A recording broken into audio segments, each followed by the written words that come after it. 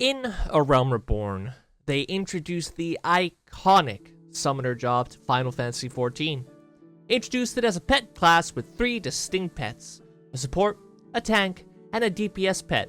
And I don't really have to go into detail on what came after. It was a dot job with pets, and now it's a very mobile caster that might as well be arranged. Regardless of whether you like or dislike Summoner's Endwalker rework, there are some facts that need to be acknowledged. Summoner currently is as shallow as a puddle. We have access to 5 out of 46 primals summoned in the main story and side content of Final Fantasy XIV.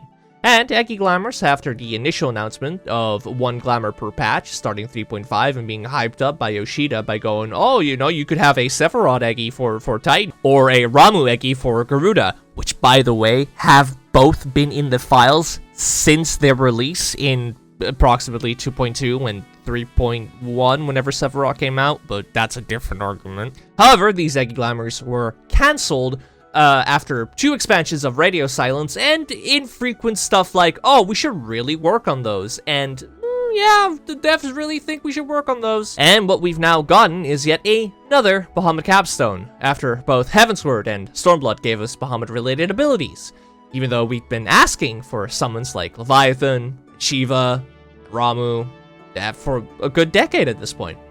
And I have to wonder, what the fuck is the point? Like, I wasn't expecting or wanting major changes to Summoner. I'm not on Super Copium. I wasn't expecting a massive overhaul once again. What I was expecting was to finally finish off the Elemental Wheel in 14 and finally get the remaining A Realm Reborn primals, Ramuh, Leviathan, and Shiva. The gem summons seemed like the perfect excuse to finally give them to us. And the fact we summoned the same 3 gems after both Demi summons made it, in my honest opinion, obvious that we'd actually get another set of 3 after Demi Phoenix. Sure, it would have just been the same gems with different skins, but who cares? That's what Summoner is at this point in time. All flash and no substance. Yet, here we are. Level 100.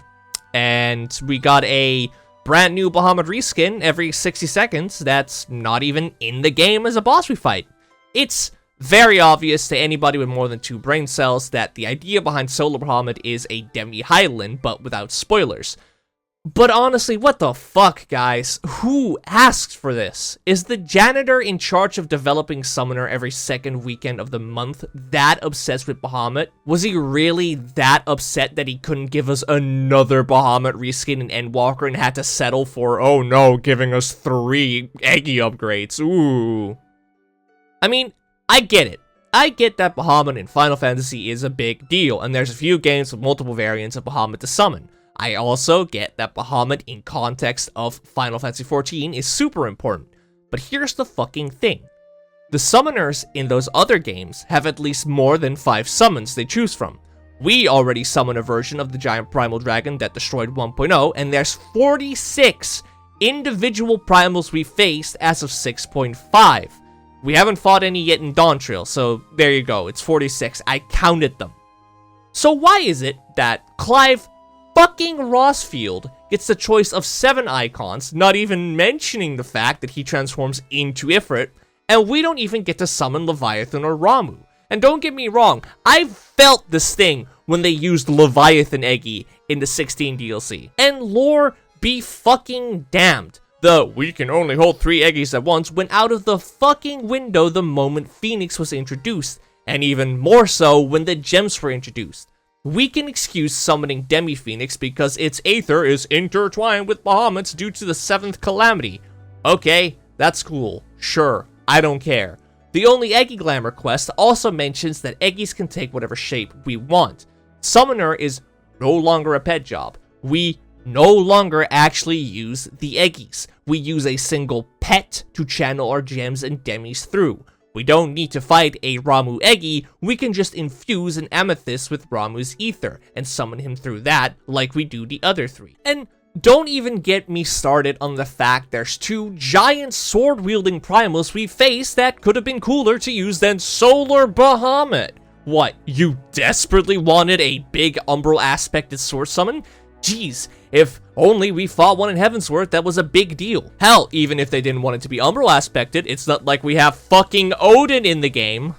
But Hedge, you don't actually fight Odin in the MSQ. Listen, right, if you can summon Phoenix and Bahamut due to stepping foot in Eorzea post 7th Calamity, then we can summon Odin.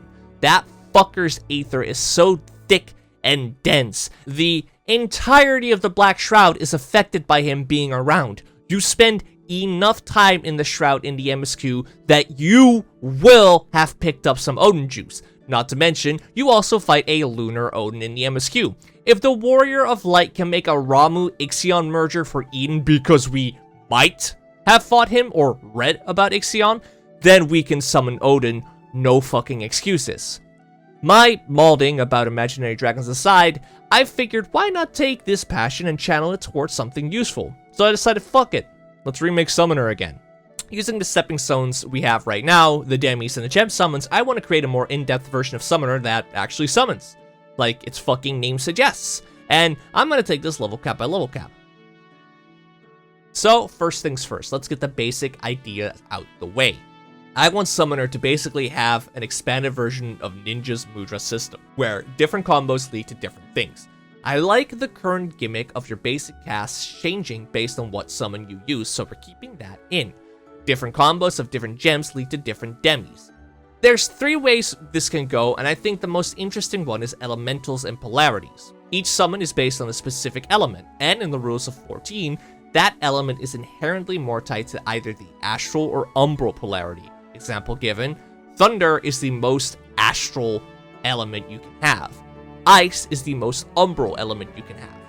So in this idea, Bahamut is an astral summon, activity, whereas Phoenix is an umbral summon, stasis. So let's say that you use Ifrit, Ramuh, and Garuda, all 3 whose elements are leaning more towards astral. Your demi summon becomes Bahamut.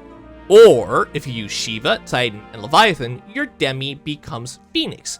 But to add some more depth, there'd also be a lesser summon gimmick that will take the place of Ether Flow, because let's face it, since Summoner had their dots removed, Fester no longer makes sense, and Pain Flare, cool, I feel like could use an overhaul.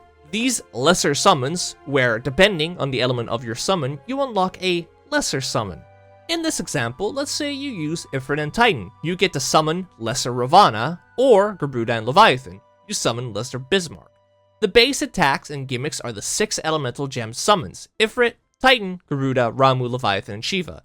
Lesser summons, in this case, would be the OGCD combos you'd get from using your summons, kind of like Fester is right now, but a bit more expanded. Demi summons remain the big summons that last 20 seconds and change up your basic attacks like the gem summons. So every time you use a gem summon, you gray out one of the gems on the job hunt. As I have very nicely painted right here, you can see it, all done by hand, thank you very much. Yes, I traced what is in the game.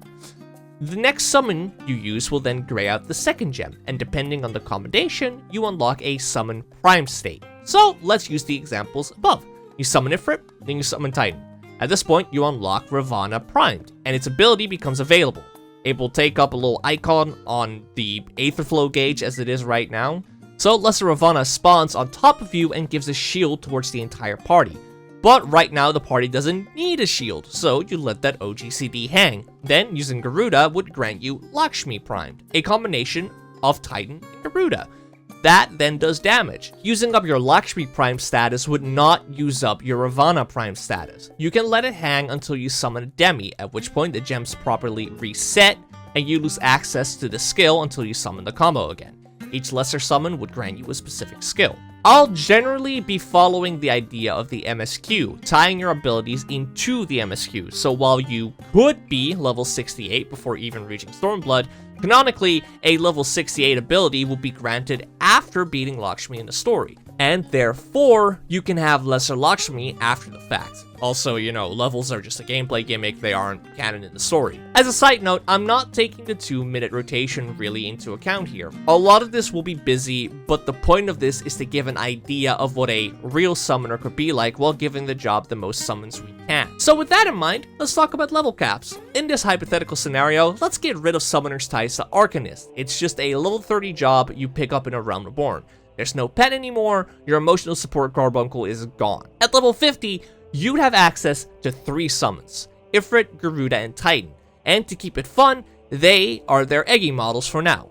You have no demi summon, but when you use up all 3 summons, you unlock a 20-second Gem Brilliance mode that unlocks Ruin 3 and Tri-Disaster. Your main attacks are Gem Shine and Precious Brilliance. These cannot be used without using a summon. Ruin is still here as it currently is. Like I said, it changes to Ruin 3 during Prime mode.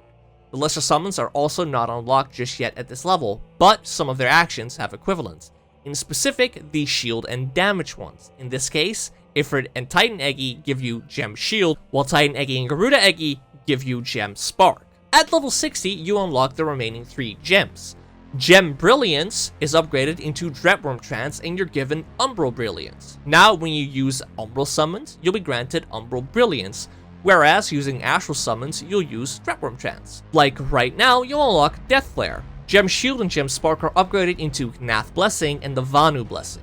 Gnath Blessing would grant a shield to your party members, while Vanu Blessing would be an AoE OGCD attack on the target. The animations would be akin to Dreadworm Trance and Firebird Trance, where an image of the Primal appears above you, and then, you know, for the shield, maybe have like Ravana's like swords like come down, or maybe like the butterflies, and for Bismarck, it's just his like little air bubble that he does during his wind phase, you know, something like that. Level 70 is kind of where the fun really starts beginning. Dreadworm Trance is upgraded into Summon Bahamut, while Umbral Brilliance is changed into Firebird Trance. Firebird Trance is introduced at 62 and unlocks Flame's Resurrection, a Phoenix-inspired res, because people desperately want to res on Summoner and Ret Mage for Savage Prog and all that fun stuff. I'd put a caveat here. Flame's Resurrection has a 3-minute cooldown while used outside of Firebird Trance, while in Firebird Trance it can be used as often as you want, still with an MP cost obviously. Firebird Trance also resets the timer on Flame's Resurrection if you used it beforehand. This is also because Verraze is at 62 or 64, I'm not sure, I'll put it in the editing, so I figured, you might as well give him at the same level and, you know, be like, that's cute. You also gain 2 brand new lesser summons. You gain access to Ananta Blessing and the Kojin Blessing. Ananta Blessing would be a healing OGCD akin to Lux Solaris is right now. Kojin Blessing would be a single target OGCD attack. These 2 lesser summons will be based on Lakshmi and Susanoo. Level 80 upgrades Firebird Trance into Summon Phoenix, and all 6 gems are upgraded into their full models. Not much change at this level, as the gameplay is already plenty. Also, Shadowbringers doesn't have us fight Primals outside of site content, albeit indirectly with the weapons, outside of 5.3 Seed of Sacrifice. The biggest change would be the visual ones, obviously. So, level 90 is where I'm gonna get wacky with it, and a little hypocritical. In the Shadowbringers patches, we're introduced to the Lunar Primals, in specific, Lunar Bahamut, which has a brand new model. So, fuck it. I was whining about Solar Bahamut, so here we go. Summon Bahamut and Summon Phoenix are changed into Solar Bahamut and Lunar Phoenix, new models and new visual effects. You get 2 new actions during the 2 demi phases, Umbral's Blessing and Astral's Blessing. These are extra finishers to your demi phases. For example, after summoning Lunar Phoenix and letting the timer run down, you're granted Astral's Blessing, letting you use one of Zodiark's moves. And in the same vein, after Solar Bahamut, you're granted Umbral's Blessing, which lets you execute Exodus, because, Hydaelyn. And then we arrive at Dawntrail level 100, and the point where I couldn't decide what exactly to do. See, the original idea I had was after Bahamut and Phoenix were summoned, you'd be primed for a 3rd demi. Something like Shinryu, as he encompasses basically all 6 elements in polarity. But I don't really like summoning Shinryu, and I think it kind of goes against, you know, my whole point of I don't want to summon dragons. But then I thought, why not go the Final Fantasy XVI route? Now, spoilers for Final Fantasy XVI, and the game will be releasing on PC very soon, so pick that up. But in that game, the Dominants are the only people capable of summoning icons or primals within themselves, like Ysayle with Sheen or Reen and Eden.